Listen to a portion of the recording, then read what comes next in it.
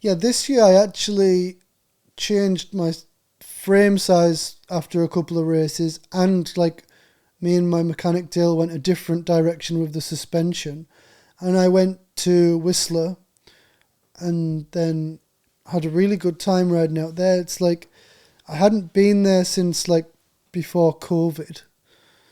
This year I went in Crankworx, which I hadn't been since I was on Giant, and I was trying to be my best self because I was doing the Canadian Open, and it's a serious track. You've probably seen the new. Have you seen the new 1199? I think it's called. Like, there's no messing around there, and in Whistler it's so easy to just go do bike park laps.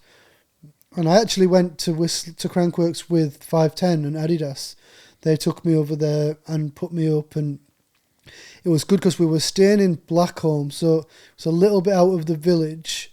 So when you were in your accommodation, you didn't have the pull to just nip into the village and do whatever. So I was doing my practice at the race. Then my friend Tommy was borrowing me his road bike or gravel bike, and I was spinning my legs. I was doing my utmost to be prepared for a race, which is a more mature me being in Whistler like that, because when we used to go to Whistler for Crankworx with Giant and I was younger and Marcelo was on the team, me and you would give him shit because he would go and do his practice for Garbanzo or Canadian Open, and then go and sit with his legs in the river or whatever he would do, and we'd be out doing laps on A-Line or Crabapple or whatever, and then he would have the last laugh because he'd go home with a pocket full of money, and we were like, oh, good for you, but like, he went there for work. And I tried to do that a little bit this year, like I didn't go out or anything,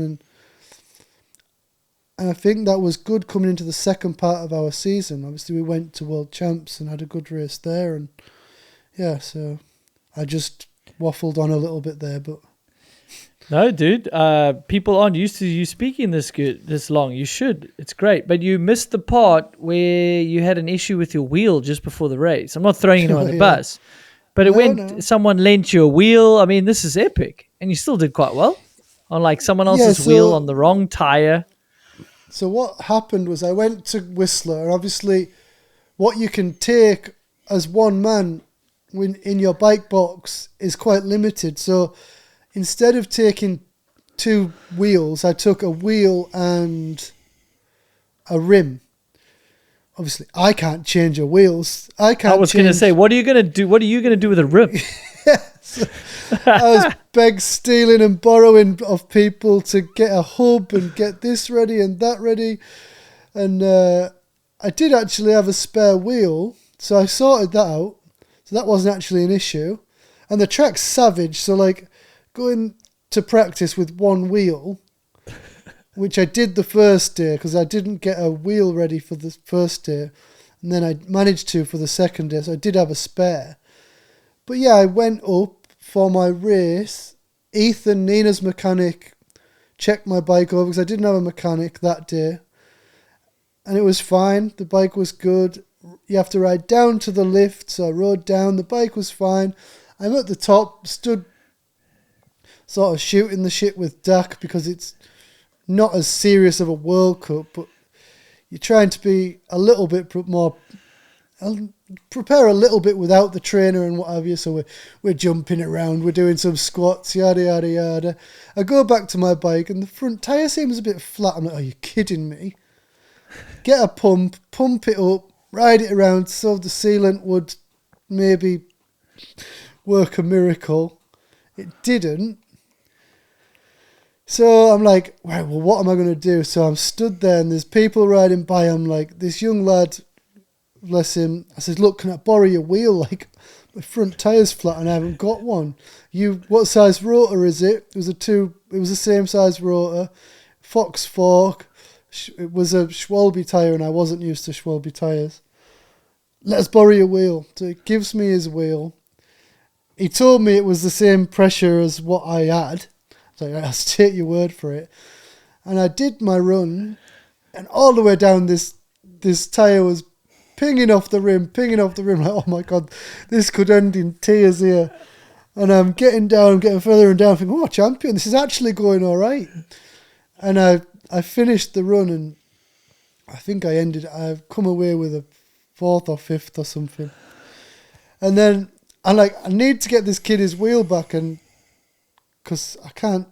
The next day, I managed to track him down, and him and his family come to the Adidas condo that we had, and I gave him I had a helmet that had been stuck in Whistler because it was there for paint, so gave him a brand new helmet, some Adidas swag, and the kid was happy.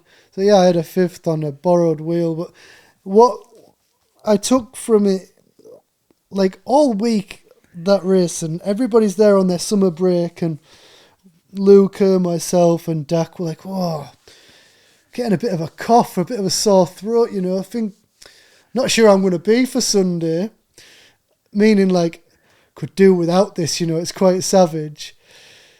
Obviously everybody's going to race, but we're all just messing around. But like at that point there, I had an out, not to put myself in danger, not to fail, because the fear of failure is a real thing, Some people could have been like, right, I can dip now, so then I don't have to finish 7th if I finish 7th, or 5th if I finish 5th, which I did. But I'm like, no, I've come all this way. Adidas have paid for me to be here. I'm going to represent, and I'm going to do my best. And I was proud of myself that I didn't dip, and I put on it was good vlog content as well. Yeah, no, it was really entertaining. And I mean, the kid obviously knew who you were at the top, or did you have to say, hey, I'm Danny, Yeah. like I've won some races, like please give me this damn wheel? It did, because had it have been, without sounding rude, had it have been like somebody in the masters class, they probably would have said, no, Swivel, you're not having my wheel. But because it was me, maybe there's like... That's great. And then you couldn't give it back to him that day because you couldn't find him, so you had to probably use Instagram to get it back. You know what it makes me think of? Like when you're a junior and you're up and coming, and like you've just went through this weird year where you're just like on, less support, and you're making it happen. And then you get on these factory teams, and I was probably victim to that. I start getting spoiled. 3 sets of wheels, tires. You start moaning when the right, the certain compound's not there, and you need 6 spares. Where are they? We're doing the race and we're riding down the seal. And it's like, you should just step back and be like, if I was a junior, would I give a shit? No, just get on with it, And it maybe is like a wake up call, even, which we'll get to later. You go to these factory teams, you're going to be spoiled again. You got all this equipment, but there's a job to be done. If they don't have the correct compound tire, who gives a shit?